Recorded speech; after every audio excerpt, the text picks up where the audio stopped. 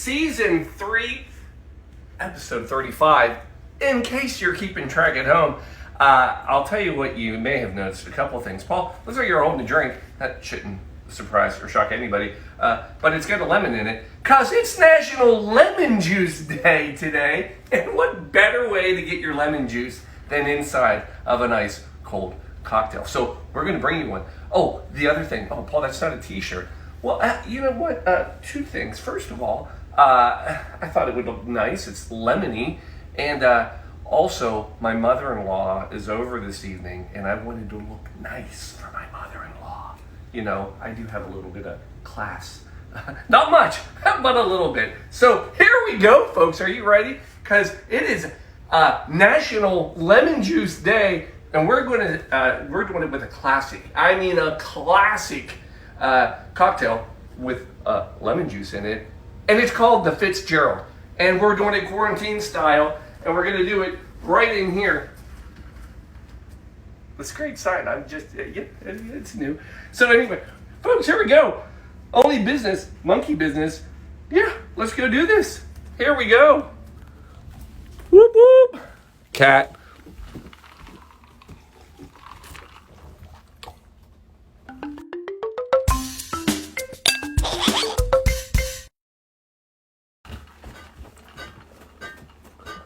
I wasn't ready. I was shuffling over. This is me shuffling.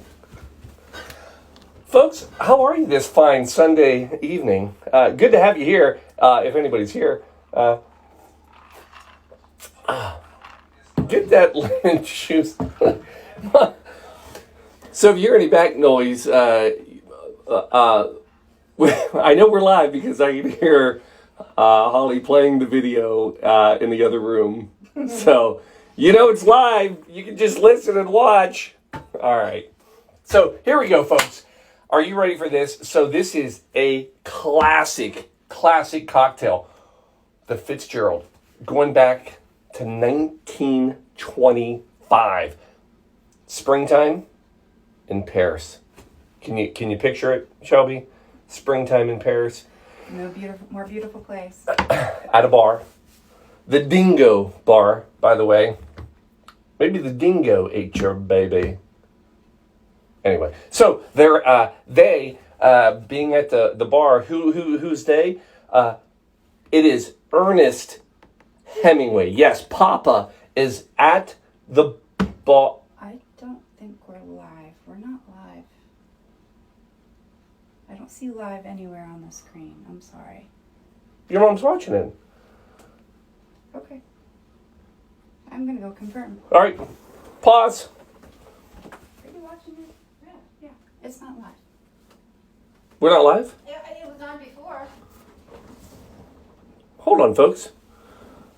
I don't see anything. It was on YouTube live before. It's on YouTube? Oh, we may have a Facebook glitch. It happens. Okay.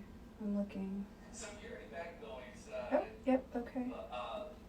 Can we keep going? It happens. Yep, So we're not on Facebook. we are on YouTube. We're on YouTube. We'll get it up on Facebook later. I wonder what happened.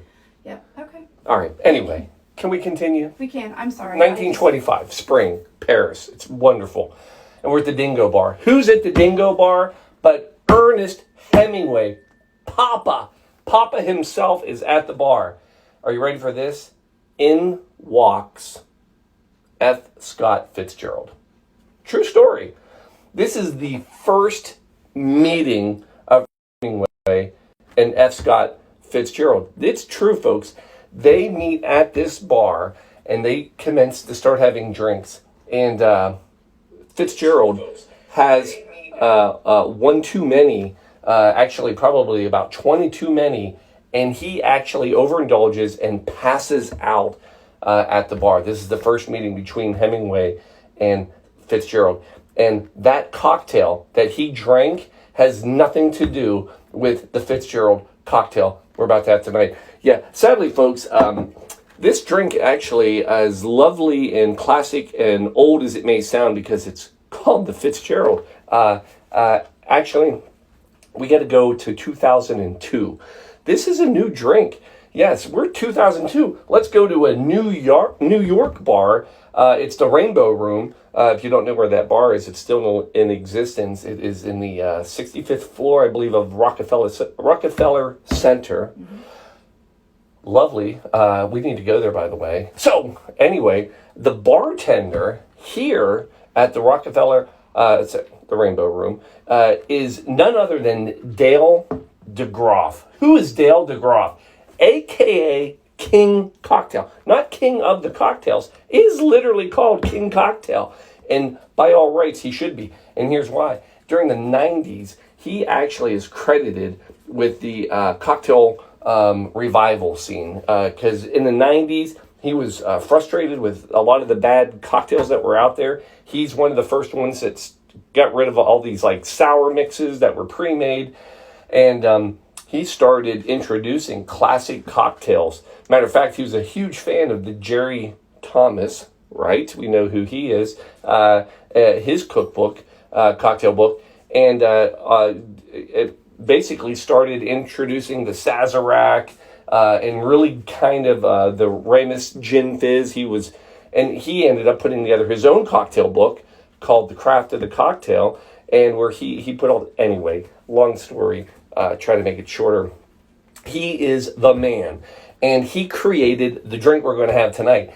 Now, when this drink originally came out, because I told you it was a classic cocktail, well, it is a classic cocktail because it follows it's a classic sour cocktail, meaning it's got lemon, it's got sugar, simple syrup, and it's got a spirit, in our case, gin. And then he added some Angostura bitters. Now, when he originally created this cocktail, he is such a genius. He named it the gin thing. Yeah, that's what he came up with. Actually, it's one of his customers who said, Dale, I think you can do better. You need a better name for this. It's a great cocktail, but it's not the gin thing. And the customer made the suggestion that it should have a literary name so it felt like more of a classic cocktail. Well, their favorite cocktail was the Hemingway, and he thought, what better fit? Matter of fact, the Hemingway was on their menu. What better fit for a new cocktail than the Fitzgerald? So in 2002, enter the Fitzgerald. For goodness sakes, Paul, is there going to be a drink made this evening? And yes, there is. We're going to do it right now. Folks, this is a great, classic, simple cocktail. Put some ice in your coupe glasses so we can get those chilled. Then take a sip of your already made cocktail to quench your thirst as you get ready to make your next cocktail. Perfect. All right, now you're coming in. So a little bit of ice in the shaker. Start there. Then we're going with gin. So the gin that we are choosing this evening, we're going back and hitting the Empress 1908. In case this, it's only fitting because the Empress 1908 also sounds like a very old, fancy gin, probably from 1908, and it is not. Empress 1908 is a nod to the Empress Hotel in Canada from 1908. This is actually was just started in, I think, 2017. For God's sakes, Paul, more history, less history, more drinky. Yeah, I'm on it. So we're going to go with 2 ounces of gin per. So nice little pour of that beautiful purple violet Empress. There it is. Then we're going to come in after that, and we've got to have some lemon juice. So we're going to go with 1 ounce per drink. So get your handy dandy amazing juicer, and we're going to want 2 ounces total.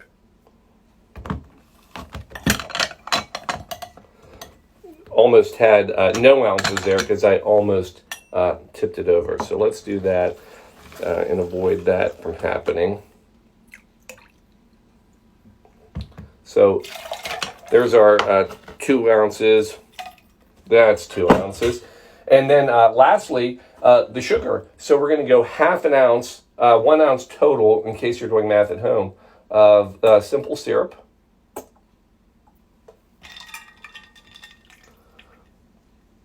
There it is. And lastly, Emergen-C, folks.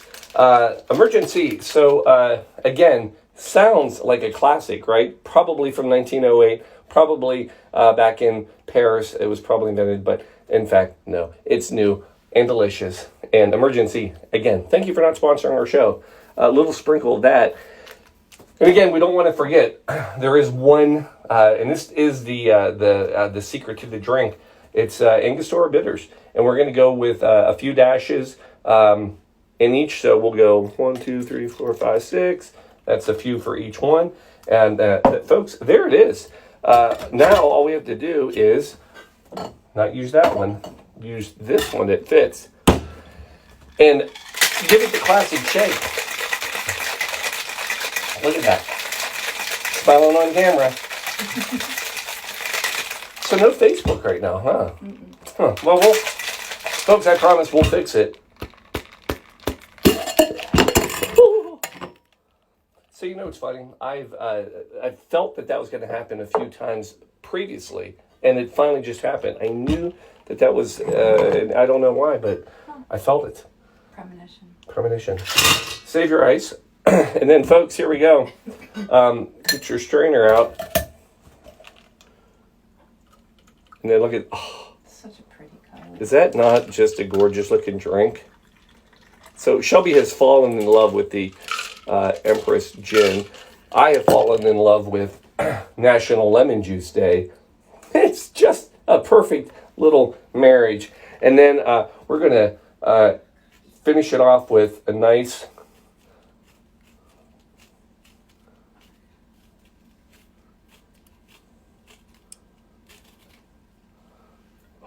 that. That's pretty. That's better, right? Mm-hmm. And then, again, when you're doing this, do it right over top. I don't know if you can see it in the camera. It's a pretty good camera, but those oils get released as you're doing this. Get expressed. It is. We've expressed our lemon, and look at that. Folks, there it is. That is your Quarantine Fitzgerald. And we're going to give it a little taste right now. Let's see how this bad boy is. Smell, lemon, right up front. Herbal, gin. Oh. Shelb, that's going to be a new favorite. I promise you. Promise it's a new favorite. Can we get that on camera? Look at that. Look how gorgeous this is, right? Mm-hmm. Hold on. Oh, there it is. How pretty is that? Chink. All right. Folks, there it is. Your Quarantine Fitzgerald, soon to be live on Facebook. Or whatever. And, but there it is. Oh, so I'm going to leave you one last thing. So I did my 8 minutes of research, and it was pretty interesting reading about Dale DeGroff, King Cocktail. And a little Q&A, not my Q&A, somebody else's Q&A. But one of the questions, he is King Cocktail. He's got to have some good information. So one of the questions to him was this: what is your preferred hangover recovery or cure that, Mm-hmm. And his answer, don't stop drinking. Yeah. God bless you, Dale. King Cocktail. That is great advice. And that's how we live our little household. You just don't stop drinking. You'll never hit the hangover. Folks, that's all we got for tonight. It's Sunday. We'll be back. Facebook, don't worry. We'll get it up there for you. Folks, love you. Cheers. See you next week. Oh, on the road, by the way. Be ready for that one. That'll be a poop show. Good night. Love you.